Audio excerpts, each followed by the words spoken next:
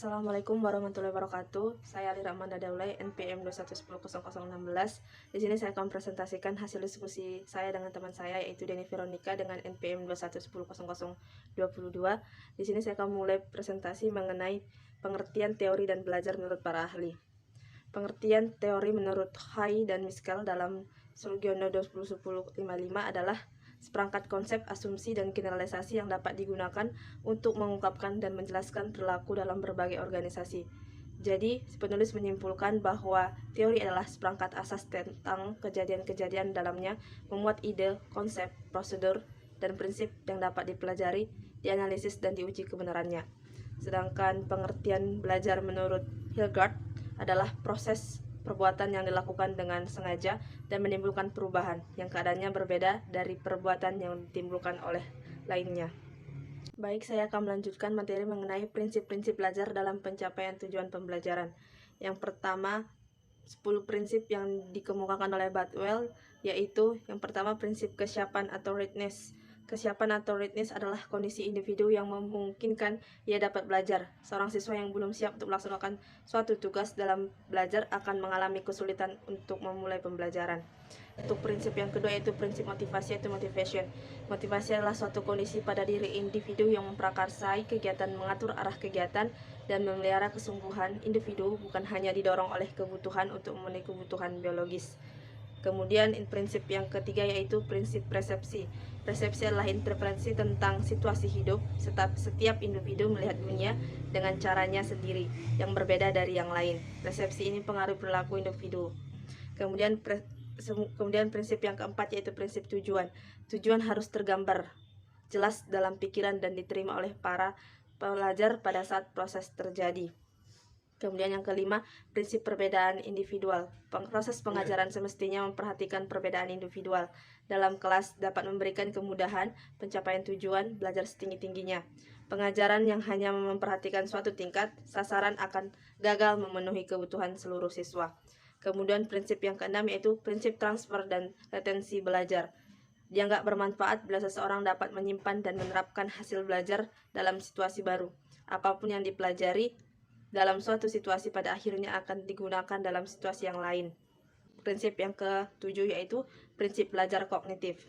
Belajar kognitif melibatkan proses pengenalan dan penemuan. Belajar kognitif mencakup asosiasi antar unsur, pembentukan konsep, penemuan masalah, dan keterampilan dalam memecahkan masalah. Yang selanjutnya bentuk perilaku dan penemuan. Belajar kognitif mencakup asosiasi antar unsur, pembentukan konsep, penemuan masalah, dan keterampilan dalam memecahkan masalah. Yang selanjutnya bentuk perilaku baru, yaitu berpikir, bernalar, menilai, dan berimajinasi. Baik, saya akan lanjut ke prinsip yang ke nomor 8. Prinsip belajar afektif, yaitu proses seseorang menemukan bagaimana ia dengan pengalaman baru. Belajar afektif mencakup nilai emosi, dorongan, minat, dan sikap. Prinsip yang ke-9 yaitu prinsip belajar evaluasi. Jenis cakupan validitas evaluasi dapat mempengaruhi proses belajar saat ini. Dan selanjutnya pelaksanaan latihan. Prinsip yang terakhir yaitu prinsip belajar psikomotor. Proses belajar psikomotor individu menentukan bagaimana ia mampu mengendalikan aktivitas raganya. Belajar psikomotor mengandung aspek mental dan fisik. Tujuan adalah sasaran khusus yang hendak dicapai oleh seseorang. Teori belajar dalam pembelajaran. Ada 4 klasifikasi atau kerangka filosofis mengenai teori-teori belajar, yaitu yang pertama, teori belajar behaviorisme. Teori behavioristik adalah sebuah teori yang dicetuskan oleh Gege dan Berliner tentang perubahan tingkah laku sebagai hasil dari pengalaman. Teori ini lalu berkembang menjadi aliran psikolog belajar yang berpengaruh terhadap arah pengembangan teori dan praktik pendidikan dan pembelajaran dikenal sebagai aliran behavioristik. Tujuan pembelajaran menurut teori behavioristik ditekankan pada penambahan pengetahuan, sedangkan pembelajar untuk mengungkapkan kembali pengetahuan yang sudah dipelajari dalam bentuk laporan, kuis, atau tes. Prinsip-prinsip dalam teori behavioristik yang pertama, objek psikologi adalah tingkah laku. Yang kedua, semua bentuk tingkah laku dikembalikan kepada refleks. 3. Mementingkan pembentukan kebiasaan. 4. Perilaku yang nyata dan terukur memiliki makna tersendiri. 5. Aspek mental dari kesadaran yang tidak memiliki bentuk fisik harus dihindari. 2. Teori belajar kognitivisme. Teori belajar kognitif mulai berkembang pada terakhir sebagai protes terhadap teori perilaku yang telah berkembang sebelumnya. Model kognitif ini memiliki perspektif bahwa para peserta didik memproses informasi dan pelajaran melalui upayanya mengorganisir, menyimpan, dan kemudian menemukan hubungan antara pengetahuan yang baru dengan pengetahuan yang telah ada. Model ini menekankan pada bagaimana informasi diproses. Karakteristik teori belajar kognitif itu yang pertama, belajar adalah proses mental bukan behavioral. Yang kedua, siswa aktif sebagai penyalur. 3. Siswa belajar secara individu dengan pola deduktif dan induktif. 4. Intrinsic motivation sehingga tidak perlu stimulus. 5. Siswa sebagai pelaku untuk menuntut penemuan. 6. Guru memfasilitasi terjadinya proses insight. 3. Teori belajar konstruktivisme. Konstruktivisme merupakan landasan berpikir atau filosofi pembelajaran konseptual, yaitu bahwa pengetahuan dibangun oleh manusia sedikit demi sedikit, yang hasilnya diperluas melalui konteks yang terbatas dan tidak sekonyong-konyongnya. Dengan teori konstruktivisme, siswa dapat berpikir untuk menyelesaikan masalah, mencari ide, dan membuat keputusan. Siswa akan lebih paham, karena mereka terlibat langsung dalam membina pengetahuan baru. Mereka akan lebih paham dan mampu mengaplikasikannya dalam semua situasi. Menurut teori konstruktivisme, belajar adalah proses mengkonstruksi pengetahuan dengan cara mengabstraksi pengalaman sebagai hasil interaksi antara siswa dengan realitas, baik realitas pribadi, alam, maupun realitas sosial. Proses konstruksi pengetahuan berlangsung secara pribadi maupun sosial. Prinsip-prinsip teori belajar konstruktivisme adalah yang pertama, pengetahuan dibangun oleh siswa sendiri. Yang kedua, pengetahuan tidak dapat dipindahkan dari guru ke murid, kecuali hanya dengan keaktifan murid sendiri untuk menalar. Yang ketiga, murid aktif mengkonstruksi secara terus-menerus, sehingga selalu terjadi perubahan konsep ilmiah.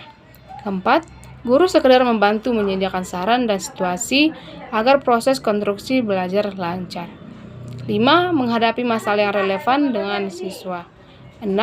Struktur pembelajaran seputar konsep utama pentingnya sebuah pertanyaan. 6. Mencari dan menilai pendapat siswa. 7. Menyesuaikan kurikulum untuk menanggapi anggapan siswa. Yang keempat, teori belajar humanistik. Teori belajar ini berusaha memahami perilaku belajar dari sudut pandang pelakunya, bukan dari sudut pandang pengamatnya. Dalam teori belajar humanistik, belajar dianggap berhasil jika si pelajar memahami lingkungannya dan dirinya sendiri. Prinsip teori belajar humanistik antara lain, yang pertama, manusia mempunyai belajar alami. Yang kedua, belajar signifikan terjadi apabila materi pembelajaran dirasakan murid mempunyai relevansi dengan maksud tertentu. Ketiga, yang menyangkut perubahan di dalam persepsi mengenai dirinya. Yang keempat, tugas belajar yang mengancam diri ialah lebih mudah dirasakan bila ancaman itu kecil. 5. Bila ancaman itu rendah, terdapat pengalaman peserta didik dalam memperoleh cara. 6. Belajar yang bermakna diperoleh jika peserta didik melakukannya. 7. Belajar lancar jika peserta didik dilibatkan dalam proses belajar. 8. Belajar yang melibatkan peserta didik sebetulnya dapat memberi hasil yang mendalam. Kemudian, paradigma pembelajaran. Paradigma pembelajaran atau teaching and learning paradigm bermakna sebagai cara pandang terhadap proses pembelajaran. Satu sisi dilihat bahwa siswa atau peserta didik sangat dominan pengaruhnya terhadap proses pembelajaran. Ada dua jenis paradigma, yaitu paradigma lama. Paradigma lama yaitu percaya bahwa faktor guru adalah paling menentukan. Guru dipandang sosok yang paling tahu, yang ibaratnya seperti chair yang penuh berisi ilmu. Sementara siswa atau peserta didik adalah dapat diibaratkan gelas kosong yang harus dituangi ilmu dari guru. Oleh karena itu, dalam paradigma ini baru menjadi lebih dominan untuk memberikan ilmu kepada siswa, dan siswa memiliki posisi untuk memperoleh ilmu dari sang guru. Yang kedua, paradigma kedua. Paradigma kedua yakni siswa yang memperoleh kesempatan kepada siswa untuk lebih aktif dalam pembelajaran atau student-centered learning. Dalam pembelajaran modern, peserta didik lebih memperoleh perhatian untuk belajar secara aktif, bukan hanya diberitahu oleh guru, tetapi siswa diajak atau diberi kesempatan untuk belajar mencari tahu sendiri. Paradigma baru ini dikenal dengan cara pendekatan pembelajaran CBSA atau cara belajar siswa aktif atau PAKEM. Pembelajaran aktif, kreatif, efektif, dan menyenangkan atau PAIKEM. Pembelajaran aktif, inovatif, kreatif, efektif, dan menyenangkan. Ada 4 pilar belajar. The United National Education, Extensive, and Cultural Organization menyebutkan 4 pilar belajar yang meliputi yang pertama, learning to know, 2, learning to do, ketiga, learning to be, and keempat, learning to live together. Atau dengan kata lain adalah belajar untuk mengetahui, belajar untuk mengerjakan, belajar untuk menjadi diri sendiri, belajar untuk hidup bersama.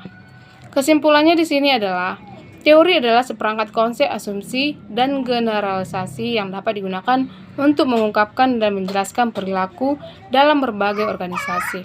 Ada 10 prinsip belajar, yaitu prinsip kesiapan atau readiness, prinsip motivasi atau motivation, prinsip persepsi, prinsip tujuan, prinsip perbedaan individu, prinsip transfer dan retensi belajar, prinsip efektif belajar, prinsip belajar evaluasi, prinsip belajar psikometer.